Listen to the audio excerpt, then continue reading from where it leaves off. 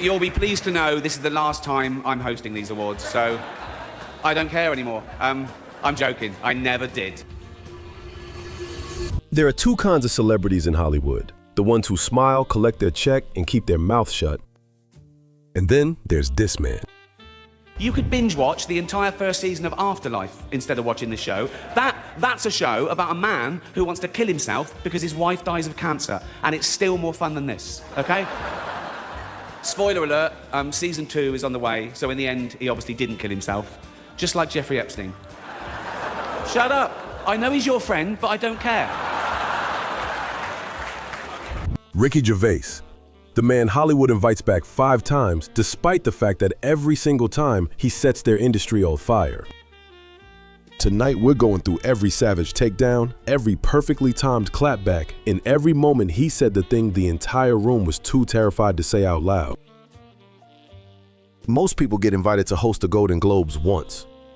If they're lucky, twice. Ricky Gervais hosted it 5 times, and every single time, he treated the ceremony like a confessional, except instead of absolution, everyone got humiliated. By year 5, he'd stopped pretending it was a comedy show. It had become a public execution. If you do win an award tonight, don't use it as a platform to make a political speech, right? You're in no position to lecture the public about anything. You know nothing about the real world. Most of you spent less time in school than Greta Thunberg. Now, say what you want about whether he's right or wrong, but the nerve it takes to stand in front of the most powerful room in entertainment and say that directly to their faces, he didn't even blink. Off. Okay? So... But this wasn't Ricky going rogue. This was the 5th time he'd done this. Let's rewind, because the pattern starts much earlier, and it starts with a very specific target. Out of everyone Ricky Gervais has taken shots at over the years, and the list is long, Mel Gibson is his longest-running victim. And to be fair to Ricky, Mel Gibson handed him the ammunition himself.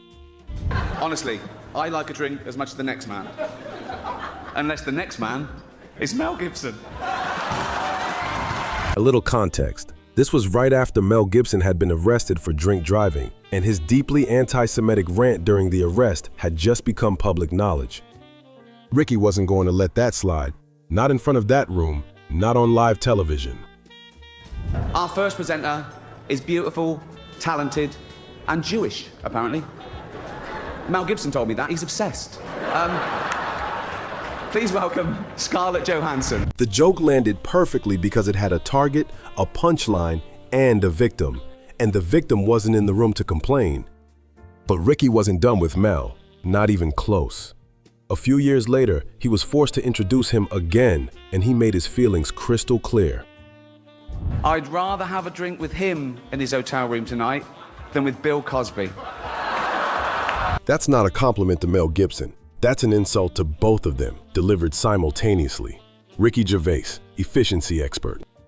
The man has turned the 2-for-1 takedown into a fine art. Now, if you want to understand exactly how far ahead of the curve Ricky Gervais was and how little he cared about consequences, you need to talk about Harvey Weinstein. This was years before Ronan Farrow's investigation broke, years before the arrest, years before any of it became public. And Ricky walked into that room and said it anyway. This show should just be me coming out going, well done Netflix, you win, everything, good night. But no, we got to drag it out for 3 hours. You could binge watch the entire first season of Afterlife instead of watching the show. That's a show about a man who wants to kill himself because his wife dies of cancer, and it's still more fun than this, okay? Watch the room. Half of them are laughing, half of them are staring at the table, and at least a few of them are sweating. Then he went further. Our next presenter starred in Netflix's Bird Box, a movie where people survive by acting like they don't see a thing. Sort of like working for Harvey Weinstein. The room erupted, and not in a good way. This is what makes Ricky Gervais genuinely dangerous. Not just edgy, there's a difference. Edgy is making people uncomfortable with a provocative joke. Dangerous is naming real crimes in front of real people who were complicit on live television. He's not just throwing grenades, he's throwing them with a GPS. If the Weinstein moment was bold, what he did next was operating on a completely different level. Most people, even the most savage comedians, won't touch this name, because touching it means drawing attention to connections nobody wants examined. Ricky Gervais used his own game show promotion as a Trojan horse. This show should just be me coming out going, well done, Netflix, you win everything. Good night. But no, we got to drag it out for 3 hours. You could binge watch the entire first season of Afterlife instead of watching this show. That's a show about a man who wants to kill himself because his wife dies of cancer. And it's still more fun than this, okay? Spoiler alert, season 2 is on the way. So in the end, he obviously didn't kill himself. Just like Jeffrey Epstein. Shut up. I know he's your friend, but I don't care. The laughter in that room is one of the most uncomfortable sounds in television history, because some of those people laughing had reason not to. That's not stand-up comedy. That's something closer to journalism, delivered with a punchline. Not all of Ricky's greatest moments happen at award shows. Some of them happen in interviews, where hosts think they're in control. Piers Morgan is a man who has built an entire career on the belief that he is the smartest person in any room. Then he went on TV with Ricky Gervais. Iowa has been giving out gun permits to blind people, not just partially blind, but completely blind people who aren't allowed legally to drive cars. Wow. Well, I learned about this through one of your tweets, and I understand you thought this was a bad idea. What do you? I mean, you love America, I love America. Yeah. Let's start from you. that position. I said next they'll be saying blind people shouldn't drive cars, which is the first thing I thought of, because I think people have got to see the difference. They were talking about it as an equality issue. Aren't blind people allowed to defend themselves? Their constitutional right would be damaged. Now, Piers Morgan spent about 30 seconds building this case. He thought it was airtight. Ricky destroyed it in 6 words. Yeah, well, it's a difficult one, but the short answer is because they can't see what they're shooting. Piers tried to pivot. Classic mistake. You don't pivot when Ricky Gervais is holding the wheel.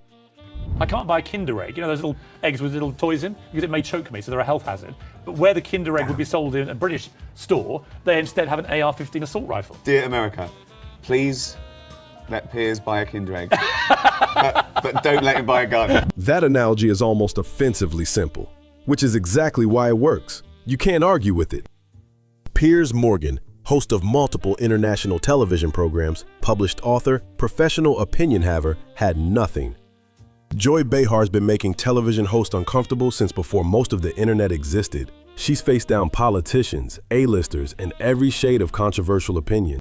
She was not ready for Ricky Gervais. Well, when you go on the Golden Globes, a lot of time you are politically incorrect and hilarious, of course. That's the thing about offence, isn't it? When people say they're offended, it's that, just because you're offended, it doesn't mean you're right, you know? Offence is about feelings, and feelings are personal. Some people are offended by equality. So what? Dead right.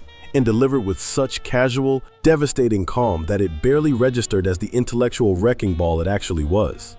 But then Joy pushed further. She called a joke he made about Sex and the City sexist.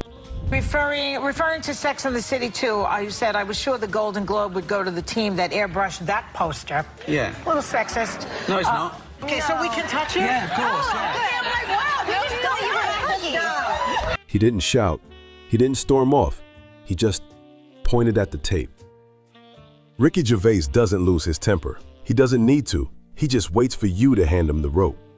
When Will Smith slapped Chris Rock at the 2022 Oscars, the world had approximately 7,000 opinions. But there was one opinion everyone immediately wanted. What would Ricky have done? And Ricky answered, because of course he did.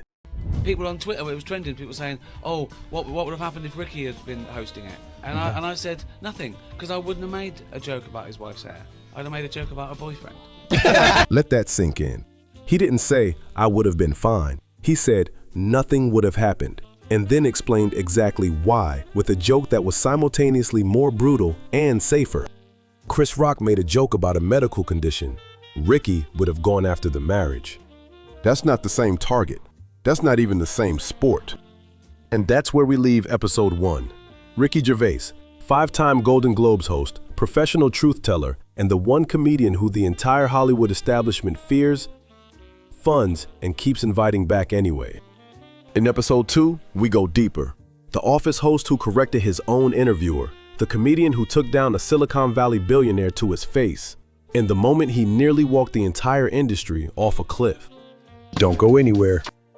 If you made it this far, you already know the drill. Subscribe, leave your comment, who should Ricky go after next? And hit episode 2 right now because we've saved the most outrageous moments for last.